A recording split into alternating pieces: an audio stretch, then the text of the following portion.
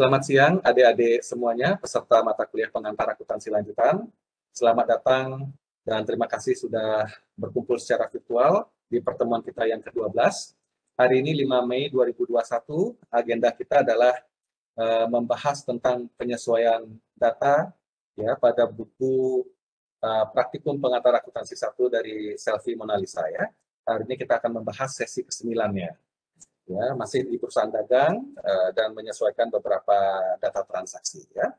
Untuk itu saya persilahkan kelompok 3 untuk memaparkan apa yang sudah dikerjakan. Ya. Oke. Selamat sore Bapak dosen dan teman-teman. Terima kasih atas kesempatan yang telah diberikan kepada kami dari kelompok 3. Kami dari kelompok 3 akan mempresentasikan mengenai tugas sesi 8 mengenai menyesuaikan data. Sebelum memulai presentasi, izinkan kami untuk memperkenalkan diri masing-masing. Perkenalkan, nama saya Niputu Putri Sri Artini dengan 3 digit NIM terakhir 079. Rekan saya Niputu Danis Amarasanti dengan 3 digit NIM terakhir 104. Anak Agung Istri Giri Kencana Dewi dengan 3 digit NIM terakhir 105. Dewi Gede Alit Putra Ariana dengan 3 digit NIM terakhir 110, dan Nikomang Linda Agiasini dengan 3 digit NIM terakhir 111. Baik, kami akan memulai presentasi.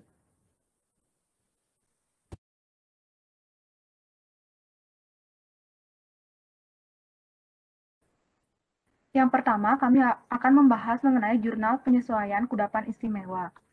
Dilihat pada soal menyesuaikan data pada nomor 1, yaitu mencatat pendapatan bunga bulan November atas wesel tagih Ibu Andira. Seperti yang diketahui pada daftar saldo sebelum penyesuaian, saldo wesel tagih dari Ibu Andira itu senilai 10 juta. Nah, untuk menghitung pendapatan bunga bulan November atas wesel dari Ibu Andira dapat dicari dengan cara 10 juta dikali dengan 15% per 12 dan dikali 1, sehingga pendapatan bunga akan senilai dengan 125.000. Maka pada jurnal penyesuaian akan dicatat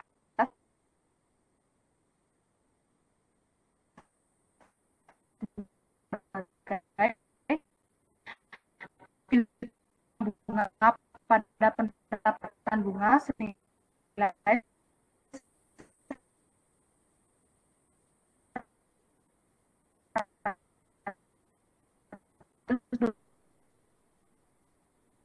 25.000. Selanjutnya dibahas.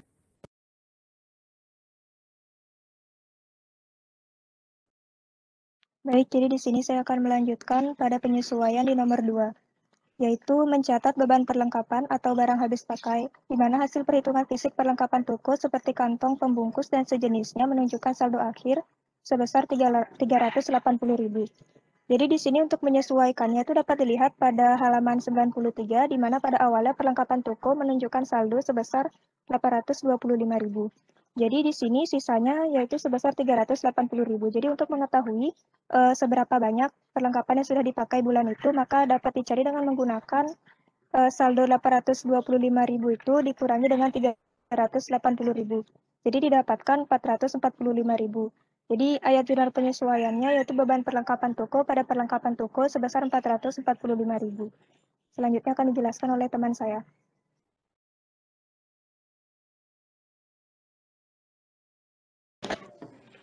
Selanjutnya yaitu nomor 3, di mana nomor 3 diminta untuk mencatat beban asuransi properti dan beban asuransi motor pada bulan November.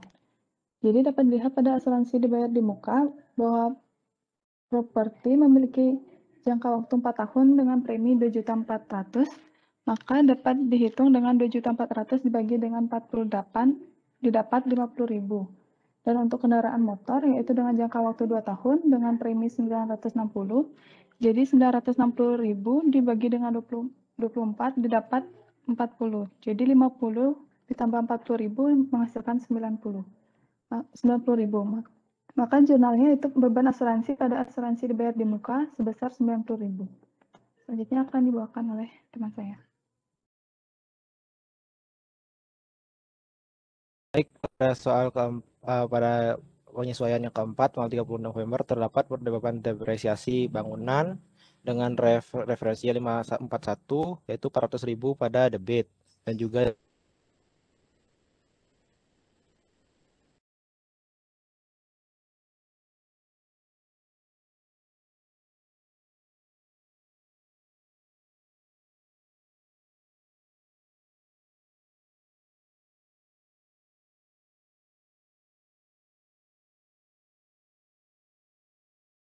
Halo, suaranya sepertinya ada masalah atau ada di saya ya? Saya tidak dengar suaranya.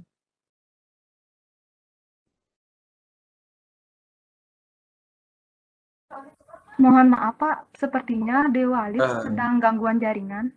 Oke, mungkin ada yang mau mengambil alih dulu sementara sambil diperbaiki koneksinya. Ya.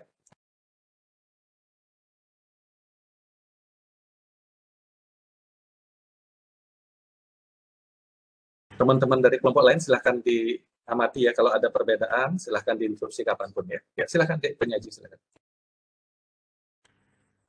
Baik, saya akan mencoba mengambil alih untuk penyesuaian yang keempat, yaitu mencatat beban depresiasi aset tetap bulan November kecuali tanah. Dan teman-teman dapat lihat di halaman 82 informasi mengenai aset tetap.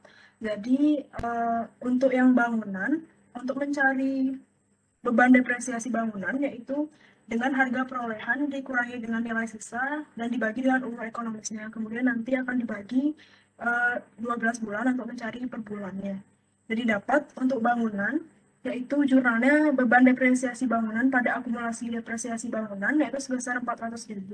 Kemudian selanjutnya itu untuk peralatan toko dan kantor dengan cara yang sama didapat akumulasi depresiasi peralatannya dikredit sebesar 312.500.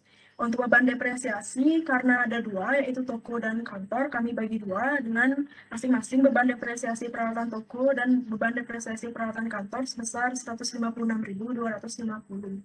Kemudian yang terakhir yaitu beban depresiasi kendaraan atau pada halaman 82 di tabelnya yaitu dengan cara yang sama, harga perolehan dikurangi nilai sisa dan dibagi dengan masa manfaat 4 tahun dan dibagi dengan 12 didapat beban depresiasi kendaraan pada akumulasi depresiasi kendaraan sebesar 187.500. Selanjutnya akan dibawakan oleh teman saya.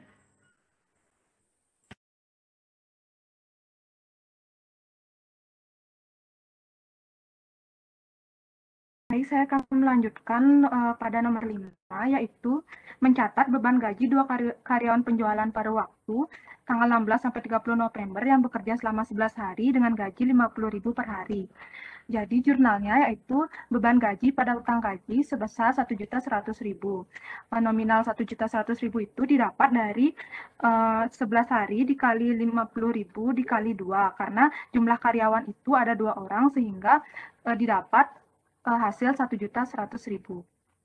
Selanjutnya akan dibawakan oleh teman saya.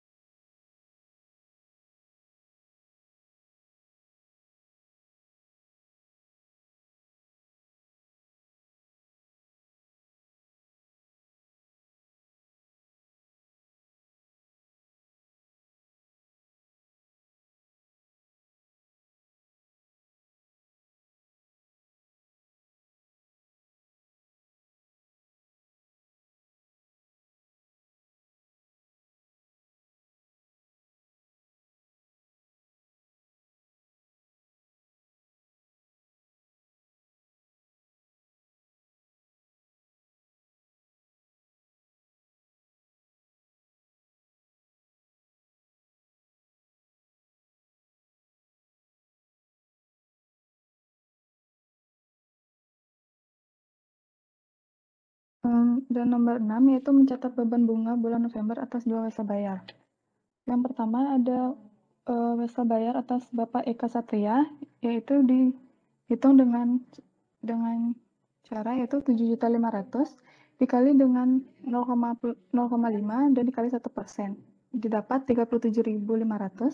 Dan untuk wesel bayar Ibu Cindy Aprilia yaitu dengan 30 juta dikali 1 dan dikali 15%, lalu dibagi dengan 12, ya, didapat 375.000. Sehingga 37.500 ditambah dengan 375.000 mendapatkan 412.500.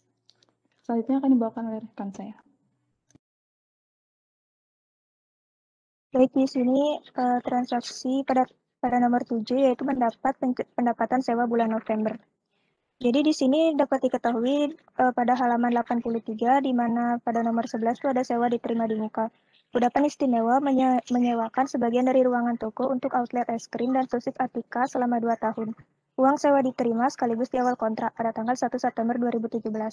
Jadi untuk mengetahui sewa ini berakhir, berarti ditambah lagi 2 tahun, jadi sewa ini berakhir pada tanggal 31 Agustus 2019. Di sini tidak diketahui berapa besar sewa diterima di muka yang dibayarkan di awal. Jadi dapat kita lihat pada laporan posisi keuangan di halaman 80, itu pada liabilitas sewa diterima di muka itu ditunjukkan sisa saldo sebesar 5 juta. Jadi karena ini pertanggal 31 Oktober 2018, jadi untuk menuju sewa akhir di tanggal 31 Agustus 2019 itu sisa lagi 10 bulan. Jadi untuk mengetahui nilai sewa per bulannya itu 5 juta dibagi dengan 10 didapatkan nilai sewa per bulan itu sebesar 10. Nilai sewa per bulan itu sebesar 500.000. Jadi ayat jurnalnya itu sewa diterima di muka pada pendapatan sewa sebesar 500.000. Dan kemudian nanti untuk laporan posisi keuangan pada tanggal 31 November 2018 itu menunjukkan saldo senilai 4.500.000. Selanjutnya akan dijelaskan oleh teman saya. Baik, selanjutnya yaitu transaksi penyesuaian yang ke-8, yaitu tagihan listrik bulan November sebesar 340.000, kemudian tagihan air bulan November 155.000, dan tagihan akan dibayar pada awal Desember. Jurnal yang akan dicatat yaitu beban listrik, air, dan telepon sebesar 340.000 ditambah dengan 155.000, yaitu 495.000. Pada beban yang masih harus dibayar yaitu 495.000. Baik, saya akan dilanjutkan oleh teman saya.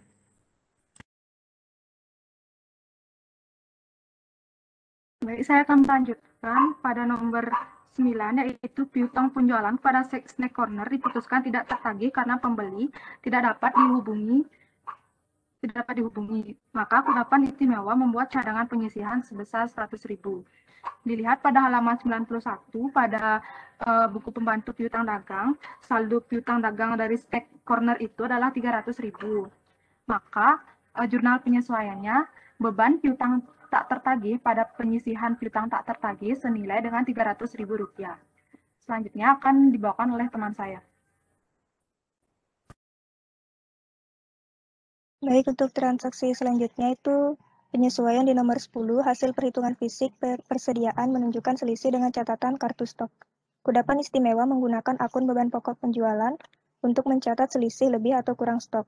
Anda diminta untuk menghitung sendiri jumlah selisihnya. Jadi dilihat pada tabel di bawah, itu semuanya sudah sama kecuali pada bagian keripik, yaitu pada kartu stok itu menunjukkan jumlah 6, sedangkan pada hitung fisik itu jumlahnya 5. Jadi di sini terdapat kekurangan sebesar 12.000. Karena selisih kurang keripiknya itu adalah 1 buah. Jadi ayat jurnalnya itu beban pokok penjualan pada persediaan barang dagang sebesar 12.000. Selanjutnya akan dijelaskan oleh teman saya. Oke, jadi untuk transaksi yang perlu disesuaikan cukup 10 ini ya. Betul ya? Iya, Pak. Ya, setelah Ya, itu Pak. masuk ke tahap berikutnya. Ya, jadi saya komentari dulu ya. Ya, saya sudah cek ya logiknya, jurnalnya, ayat jurnalnya maksud saya. Kemudian angka-angkanya ya saya kira sudah tepat ya. Jadi perlu kehati-hatian karena ini masih terkait dengan sesi yang sebelumnya ya, sesi ke-8. Jadi datanya banyak yang di sana diambil ya. Kemudian menghitungnya juga harus hati-hati ya. Nah, tapi ayat jurnalnya secara keseluruhan sudah benar ya. Gimana adik-adik yang lain? Ada perbedaan ayat jurnalnya dan juga angka-angkanya? Untuk kelompok saya sama, Pak. Sama ya, oke. Sudah Ya. sama. Jadi ya, Oke, setiap saat silahkan diinterupsi ya, supaya tidak kelewatan. Mohon saling mengingatkan ya. Oke, silahkan adik presenter lanjut ke tahap berikutnya ya.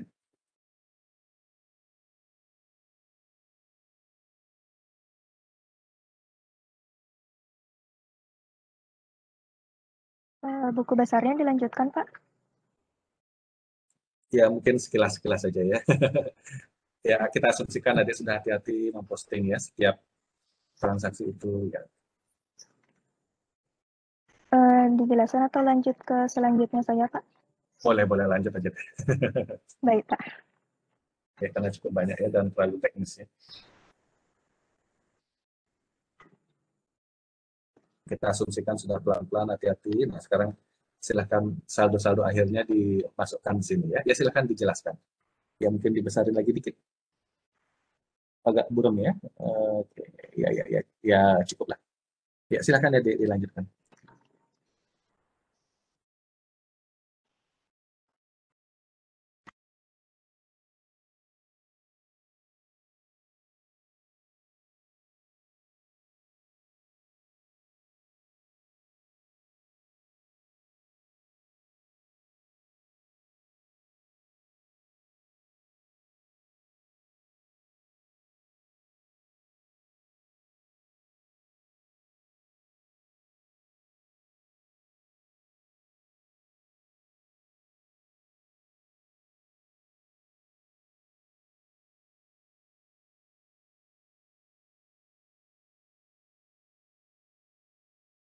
Baik, selanjutnya yaitu kertas kerja untuk tahun yang berakhir tanggal 31 Desember 2018.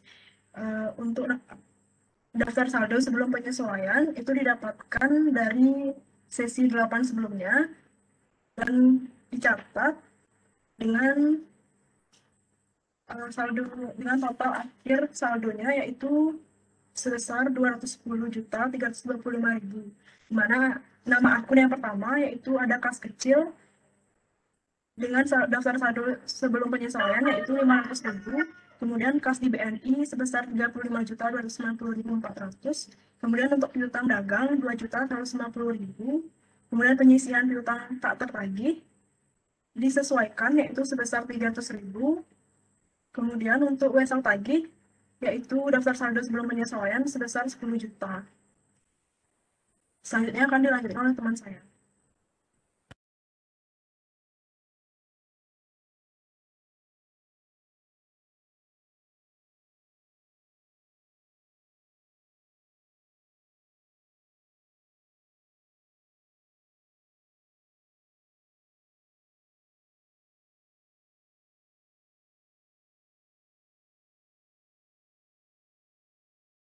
Selanjutnya yaitu penyesuaian, di mana saldo penyesuaian diambil dari jurnal penyesuaian yang bertotalkan yaitu 4.379.500. Selanjutnya akan dibawakan oleh teman saya.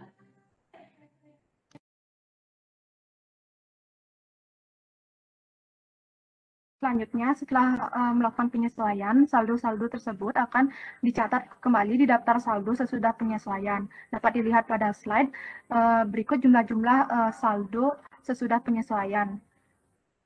Dengan total saldo yaitu 213.657.500 pada debit dan pada kredit dengan jumlah yang sama 213.657.500.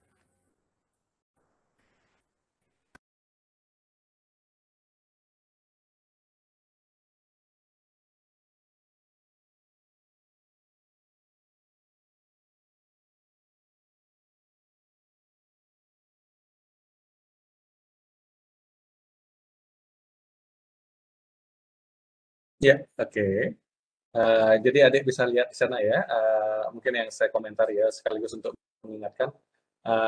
Di sana ada piutang dagang ya, di sisi debit ya, saldo debit, kemudian ada kontra account-nya namanya ya, yaitu penyisihan piutang tak tertagih atau allowance for bad debt gitu ya. Dan itu nanti di neraca atau di laporan posisi keuangan itu ya, itu disajikan piutang dagang, kemudian di bawahnya penyisihan piutang tak tertagih ya. Itu menunjukkan bahwa piutang dagang itu harus disajikan ya. Itu bunyi dari standar akuntansi kita ya. Piutang dagang, piutang ya, atau accounts receivables itu disajikan di laporan posisi keuangan sejumlah nilai yang dapat direalisasikan. Ya. Jadi kalau perusahaan memiliki katakanlah ini 2.150.000 ya total piutang dagangnya kotor gitu ya, piutang dagang yang kotor, maka pada akhir periode perusahaan harus melakukan estimasi dari sekian nilai 2.150.000 itu piutangnya, berapa kira-kira yang dapat tertagih dan berapa yang tidak dapat ditagih ya. Dan itu harus ada dasar yang memadai untuk bisa mengestimasi ya. Mungkin ada ada surat yang dilayangkan oleh debitur, mohon maaf karena pandemi ini kami tidak bisa melunasi utang kami misalkan seperti itu. Mohon kiranya di restrukturisasi atau diapakan gitu ya. Kami diberikan keringanan atau apalah istilahnya ya. Business to business. Business as usual ya. Dari situ bisa dijadikan dasar, oh ternyata debitur ini sulit untuk kita tagih ya. Kemudian itulah dijadikan dasar menentukan penyesuaiannya ya. Beban kerugian piutang atau apa istilahnya ini, beban penyisian piutang ya yang tak tertagih, kemudian penyisian piutang tak tertagih gitu ya. Nanti disajikan di neraca sebesar net realizable value, nilai bersih piutang yang bisa direalisasikan, yang bisa ditagih ya. Oke. Ya, saya kira itu komentarnya ya, kecil banget angkanya. Sepertinya saya kesulitan membaca ya. Ya, ya ini lebih bagus. Ya, daftar saldo sesudah penyesuaian. Ya, perlu kehati-hatian, ketelitian ya, jangan sampai salah masukkan ke kolomnya ya, atau ke barisnya ya. Ya, saya kira sekilas saya kira sudah pas ya.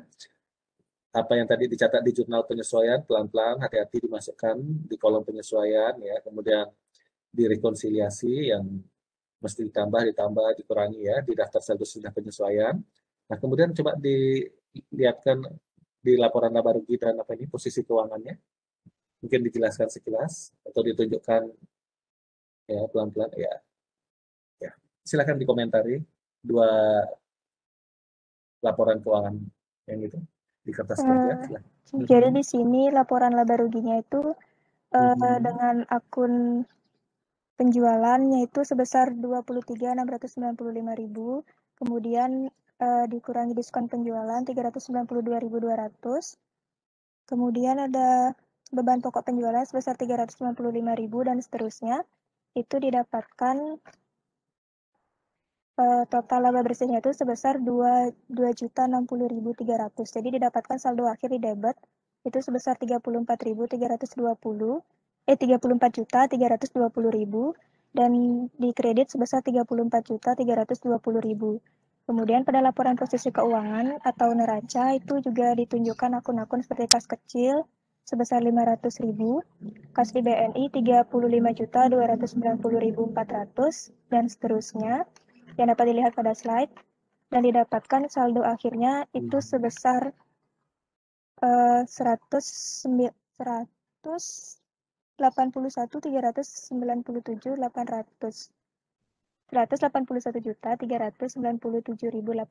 dan pada saldo kreditnya ini ditambah laba bersih sebesar 2.060.300. Oke. 2.060.300. Ya. Sama-sama dicek ya, diteliti ya. Oke, saldo akhirnya ya 181 sekian. Bagaimana kelompok lain? Sama ya?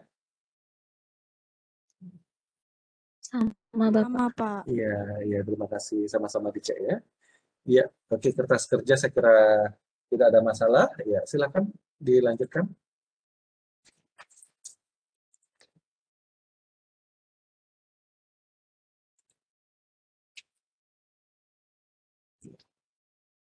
Dilanjutkan ke apa itu, daftar ya, daftar piutang ya.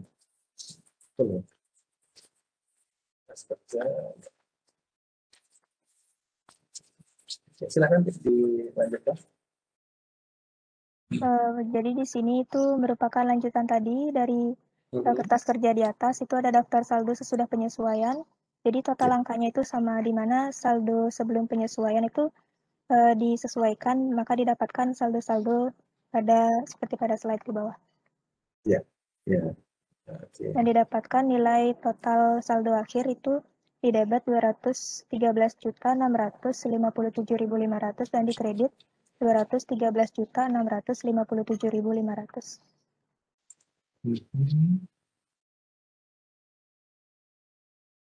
Yang di kreditnya ya. Yang di kredit ya sudah betul. Yang di debit ya. Ya. Ya, 213.657. Gimana? Ada yang lain? Sama-sama 213.165.7.500? Sama ya? Oke. Kalau nggak ada yang komentar, berarti saya nggak sama ya. Silahkan diinterupsi kalau ada perbedaan. Ya, saya kira daftar saldo setelah penyesuaian, saya kira tidak ada masalah. Ya, silahkan dilanjutkan. Berarti di daftar piutang sekarang ya. Ya, summary-nya silahkan. Saldonya gimana? Silahkan dijelaskan.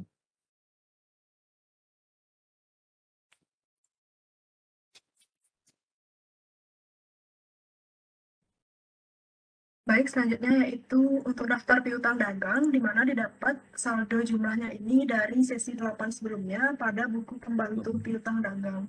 Didapat untuk kantin Ipul itu jumlahnya 0, kemudian Puja Sera Gilang itu 0, Aska Snack itu juga 0, kemudian Cemilan Sehat Indrianya sebesar 1.850.000, kemudian untuk Snack Corner sebesar 300.000, dengan totalnya itu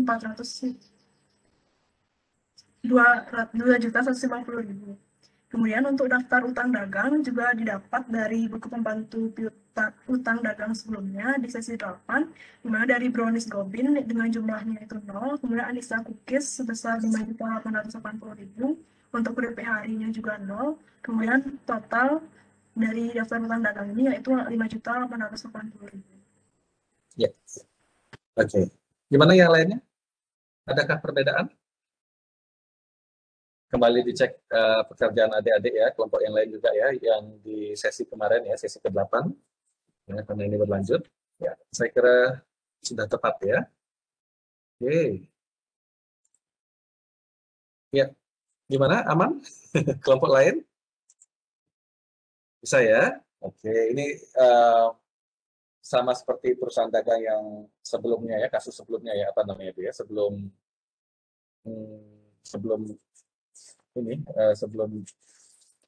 kudapan istimewa, apa itu namanya?